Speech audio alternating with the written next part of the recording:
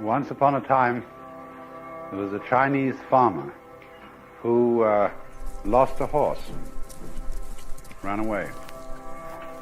And all the neighbors came round that evening and said, "That's too bad." And he said, "Maybe." The next day, the horse came back and brought 7 wild horses with it. And all the neighbors came around and said, "Why, that's great, isn't it?" And he said, "Maybe." The next day, his son was attempting to tame one of these horses and was riding it and was thrown and broke his leg.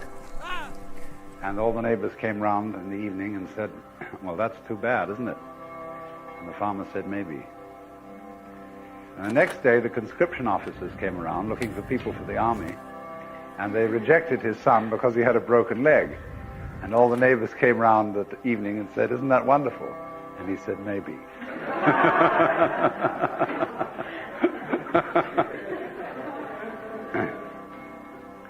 The whole process of nature is an integrated process of immense complexity, and it is really impossible to tell whether anything that happens in it is good or bad,